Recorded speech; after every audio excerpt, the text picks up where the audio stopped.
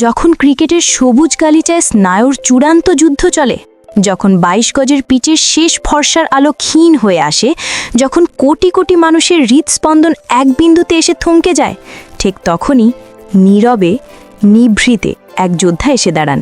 তিনি the silent কিলার। তিনি শুধু একজন ক্রিকেটার নন, তিনি এক দুর্ভেদ্য প্রাচীর, বাংলাদেশের ক্রিকেটের কঠিনতম মুহূর্তগুলোর ধ্রুবতারা। তিনি মাহমুদুল্লাহ রিয়াদ। কিন্তু কেন তিনি কেবল একজন ব্যাটসম্যান নন? কেন তাকে বলা হয় বাংলার সেরা ফিনিশার? কিভাবে তার শান্ত অবিচল ব্যাট কোটি কোটি স্বপ্নকে বিজয়ের বন্দরে পৌঁছে দিয়েছে? তার সেই অসামান্য কৃতিত্বের ভাঁজে ভাঁজে লুকিয়ে আছে কোন মহাকাব্যের বীজ? আজকের এই বীজের মহাযাত্রায় আমরা ডুব দেব মাহমুদুল্লাহ রিয়াদের সেই জাদুকরী ফিনিশিংয়ের জগতে, যেখানে পরিসংখ্যান আর আবেগের মিশেলে তৈরি হয়েছে তার গৌরবগাথা।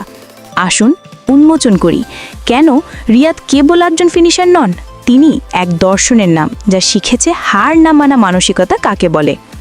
মাহমুদুল্লাহ রিয়াদ এই নামটির সঙ্গে জড়িয়ে আছে বাংলাদেশের ক্রিকেটের উত্থান পতনের এক দীর্ঘ পথচলা। এই নামের ভেতর লুকিয়ে আছে হাজারো স্মৃতি, হাজারো প্রত্যাশা, আর সেই নীরব গর্ব যা একটি জাতিকে বিশ্বাস করতে শিখিয়েছে যতই পরিস্থিতি কঠিন হোক না কেন, শেষ পর্যন্ত আশা ফুরোয় না যতক্ষণ ক্রিজে দাঁড়িয়ে আছেন মাহমুদুল্লাহ রিয়াদ। তার ব্যাট কখনো আওয়াজ তোলে না, কিন্তু তার প্রতিটি শট যেন এক একটি বজ্রপাত, যার নিস্তব্ধতা ভেদ করে পৌঁছে যায় কোটি মানুষের হৃদয়ে। ক্রিকেট বিশ্লেষকেরা বলেন রিয়াদ এমন এক ব্যাটসম্যান যিনি চাপকে নিজের সহচর করে ফেলেন। যখন পুরো দল ভেঙে পড়ে তখনও তার চোখে দেখা যায় না ভয়, দেখা যায় না উদ্বেগ, দেখা যায় এক ধীর নিশ্চুপ আত্মবিশ্বাস। আমি আছি, চিন্তা করো না। এই আমি আছি বাক্যটাই যেন বাংলাদেশের ক্রিকেটের এক অঘোষিত প্রতিশ্রুতি হয়ে উঠেছিল। বারবার যখন টপ অর্ডার ভেঙে পড়ে, যখন দর্শকরা মাথা নিচু করে টিভি বন্ধ করে দিতে চান, তখন ঠিক সেই মুহূর্তে দেখা যায় ৭ নাম্বার বা ৬ নাম্বারে উঠে আসা একজন মানুষ, যিনি মুখে কোনো কথা বলেন না, কেবল চোখের দৃষ্টিতেই জানান খেলা এখনও শেষ হয়নি। সেই মানুষটাই মাহমুদুল্লাহ রিয়াদ। তার ব্যাট যেন এক শল্য চিকিৎসকের মতো নির্ভুল, কোনো অতিরিক্ত নাটকীয়তা নেই, নেই অহংকার, আছে কেবল নিখুঁত হিসাব, সঠিক সময়ের আঘাত আর মানসিক দৃঢ়তা।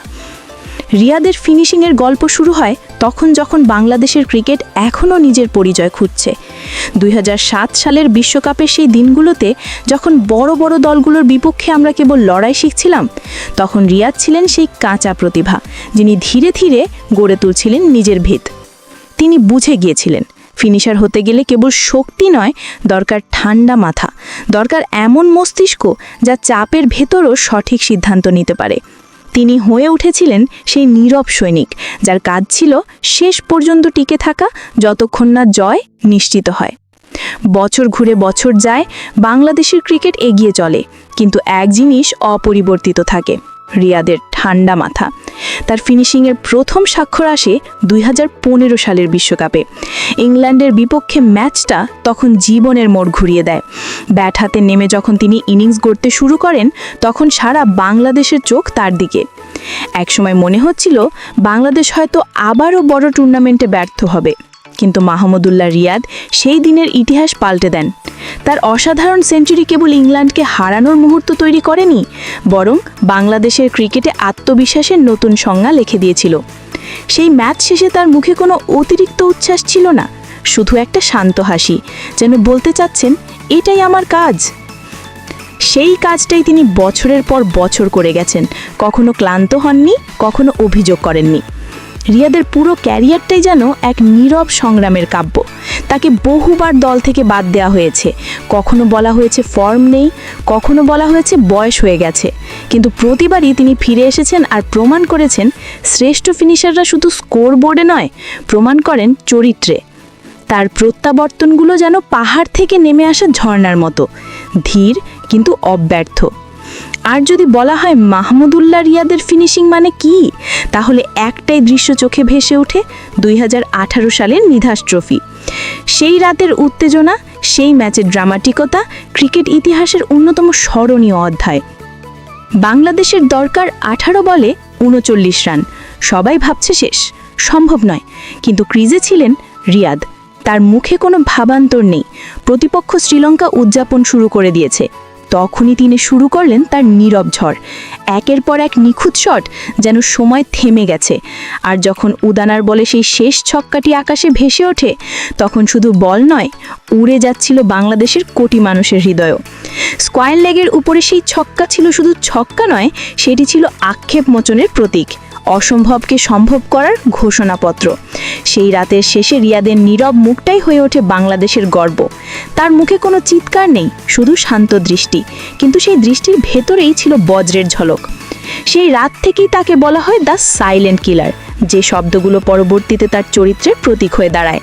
তিনি এমন এক ক্রিকেটার যিনি কখনো চিৎকার করেন না, কখনো বোলারকে চোখ রাঙায়েন না, কিন্তু তার ব্যাটিংই প্রতিপক্ষের মনে ভয় সৃষ্টি করে। রিয়াদের খেলা যেন এক মনস্তাত্ত্বিক যুদ্ধ।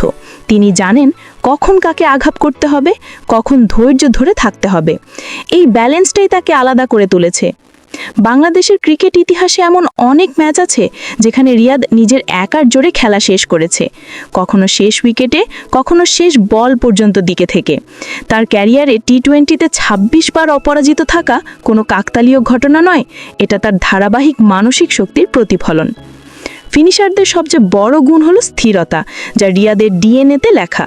তিনি জানেন কবে ঝুঁকি নিতে হবে, কবে স্ট্রাইক রোটেট করতে হবে, আর কবে ধীরে ধীরে ম্যাচটাকে নিজের মুঠোয় আনতে হবে।